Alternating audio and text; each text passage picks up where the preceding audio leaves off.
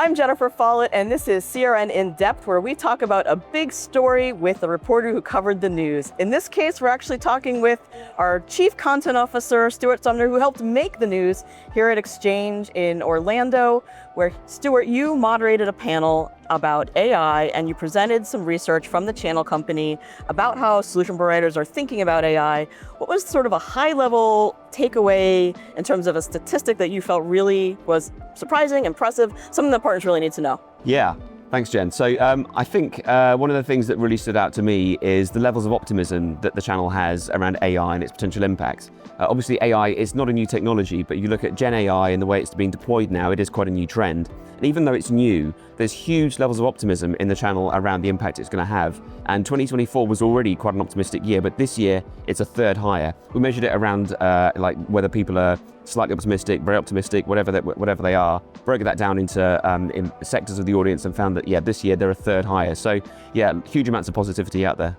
One of the concepts that you talked about on stage that I thought was really interesting was this idea of the halo effect. Can you explain what that is and how that's important to partners? Yeah, sure. So this is something, I often liken AI to cloud from 15 years ago. So 15 years ago, you'll remember, Jen, as journalists, we're kind of privileged in that we get a very early look at new technologies, new trends, and we speak to lots of interesting people, find out how the industry is reacting. And with cloud 15 years ago, it was very much like AI now. Everyone was, recognizing that this is a big thing, but there was a lot of, caution out there. People were talking about cloud as someone else's computer. They were dipping their toes in, and I'm, hearing a lot of that now around AI as well. And one of the things we heard about cloud was this halo effect, which again we're seeing now with AI. And that's the idea that you'll speak to your partners, you'll speak to your customers, and they'll come in and they'll say to you, I want to talk about AI. I want to understand AI. I want to see how it could impact my business. But you'll often end up running a completely different project or selling something completely different. It could be, often you'll end up with a project around data because you'll realize that in order to exploit AI effectively, you need to change your data structure, change the way it's secured, change perhaps the way it's stored in your systems, or maybe you'll end up buying some more cloud. And that's the halo effect. People will come to you, ask about AI, and you'll end up selling something else. Right. What about the way solution providers are using AI themselves internally? What did the partners have to say about that? Yeah, that's a really interesting one. And what we're seeing is that partners are using AI internally and then having success with it and iterating on that and then productizing it and offering it to markets. There was one really good story I heard from the CEO of, I think the company is called General Informatics, and they developed a chatbot, which, so far, so sort of, I guess, 2021. But what was interesting here is it wasn't just an ordinary chatbot. They infused it with a personality, gave it a name, gave her a background, gave her an accent. She would talk about her family, talk about, just really, really humanized this chatbot.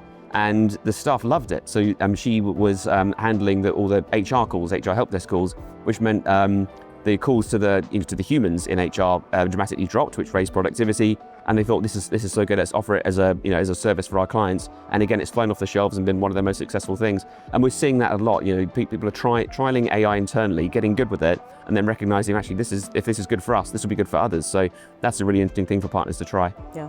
What do you think is important for the partners to, when they walk out of the room or they turn off this video, what's the thing that they should take heart and really give focus to as they go forward?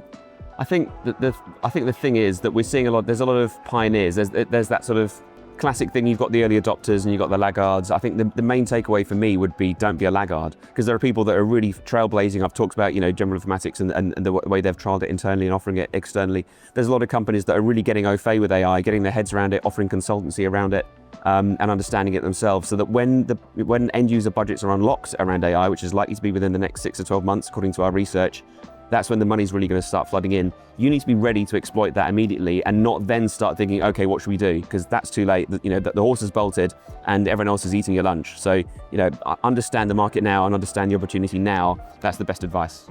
Stuart, we're so glad that you were able to fly all the way across the pond and join us here for a CRN In Depth. I'm Jennifer Follett. Thank you for joining us.